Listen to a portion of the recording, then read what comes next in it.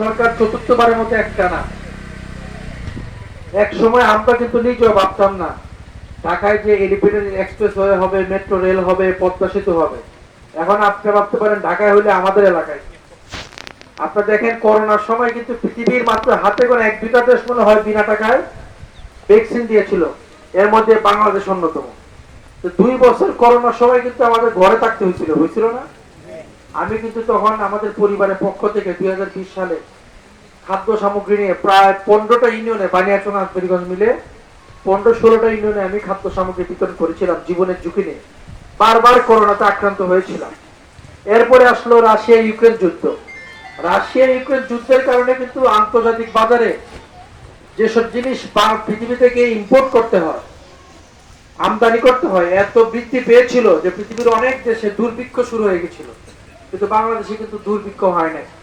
হ্যাঁ, এটা ঠিক, জিনিসপত্রের দাম বাড়ছিল, অস্বীকার করার উপায় নাই। কিন্তু যে জিনিস এখানে যত দাম বাড়ছে পৃথিবীর অন্যান্য দেশে তার চেয়ে 10 গুণ দাম বাড়ছিল বেশি।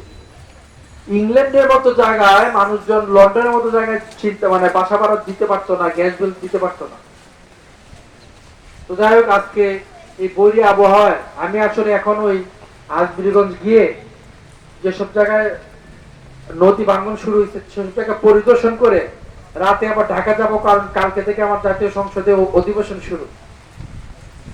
তা আমি আজকে আসলাম বৃষ্টি আবহাওয়ার মধ্যে। আমি একবার ভাবছিলাম আপনাদের বলবো যে আমার ধারণা ছিল সমাবেশ হবে না। পরে আমার কাছে মনে হয়েছে যে আরে উনারা হচ্ছে শ্রমিক সংগঠন, উনারা নির্মাণ করতে জানে। যে লোক নির্মাণ করতে জানে তারা আবহাওয়াকে ভয় পায় না, যে লোক নির্মাণ করতে জানে সে বৃষ্টিকে ভয় পায় না। আমার বিশ্বাস ছিল আপনারা এখানে উপস্থিত থাকবেন। ইনশাল্লাহ আপনাদের এখানে সবাইকে দেখে আজকে আনন্দে মনটা ভরে উঠেছে। আমি নৌকা পাওয়ার পূর্বে পবিত্র কাবা শরীফে গিয়ে আল্লাহ পাক রব্বুল আলামিনের কাছে বলেছিলাম যে আমার বাবা তো এমপি ছিলেন, আমি পৃথিবীর 32টা দেশ ঘুরছিলাম তার আগে জাতিসংঘের কনফারেন্সে। আমি যদি এলাকার মানুষের মুখে হাসি ফুটাইতে পারি তাহলে যেন আল্লাহ পাক আমাকে এমপি বানান, এছাড়া এমপি হওয়ার আমার প্রয়োজন নাই।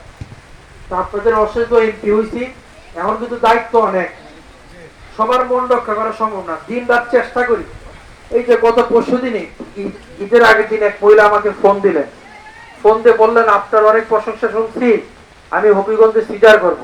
এখন আমার জন্য টাকা, তার কাছে টাকা নাই। আমি হসপিটালে ফোন দিলাম, আমার একটা লোককে পাঠাইলাম হসপিটালে। লোক পাঠানোর পরে তার কাছ থেকে কিছু বিল রাখতে কম। এরপর উনি আমাকে ফোন দিলেন যে বাকি যে বিল সেটা আপনি দিয়ে দেন। তাই বললাম যে এখন এইভাবে সবার বিলকে আমার পক্ষে দেওয়া সম্ভব? 1-2 হাজার টাকা হইলে আমি প্রতিদিনই দেই যারা আসে আর্থিকভাবে অসচ্ছল, কিন্তু এভাবে সবার হাসপাতালে বিল তো ব্যক্তিগত আমার পক্ষে সম্ভব না।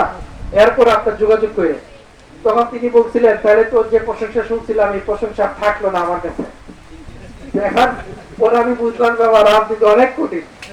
আমি তারা হাসপাতালে পাঠাই অপারেশন করাইলাম, আরেকজন লোককে পাঠাইলাম, এরপরে সন্তুষ্ট না। তো রাজনীতি কিন্তু অনেক কঠিন।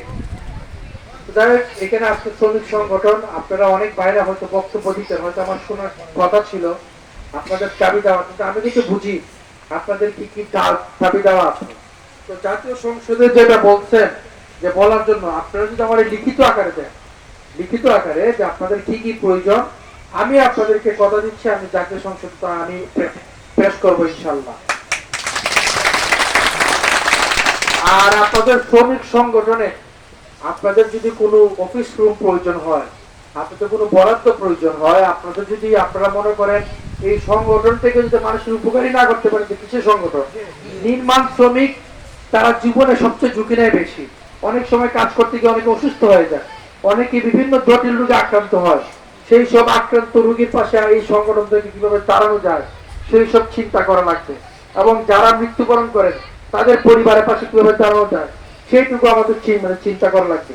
এইদিকে আমি আপনাদেরকে কথা দিয়ে গেলাম, আপনাদের পাশে আপনারা যদি এইরকম একটা অ্যাকাউন্ট খোলেন, এরকম বরাদ্দ সিস্টেম করেন, আমি এই শেখ হাসিনা সরকারের পক্ষ থেকে আপনাদেরকে অবশ্যই বরাদ্দ দিব, এই কথাটুকু দিয়ে গেলাম।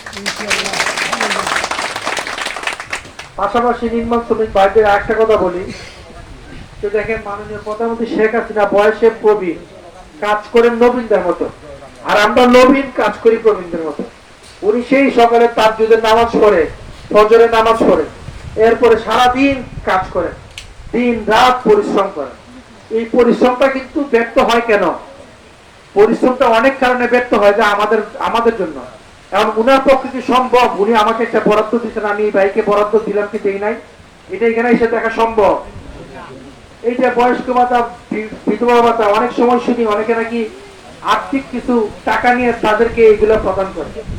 আশ্রয় প্রকল্প, সেগুলো কিন্তু ফ্রি, বিনামূল্যে দেওয়া হয়, সেখানে অনেকে টাকা নিতে চায়। আমি আপনাদেরকে বলবো, শেখ হাসিনা উন্নয়ন পাইতে যারাই এসব কাজ করবে, শুধু আমাকে একবার জানাবেন, আমি তাদের বিরুদ্ধে আমি আইনিভাবে মোকাবেলা করব, এবং তাদের বিরুদ্ধে এমন ব্যবস্থা নিব যে বানিয়াচং আজবেরিগঞ্জে কেউ টাকা খেয়ে এসব করার আর সাহস পাবে না, ইনশাল্লাহ।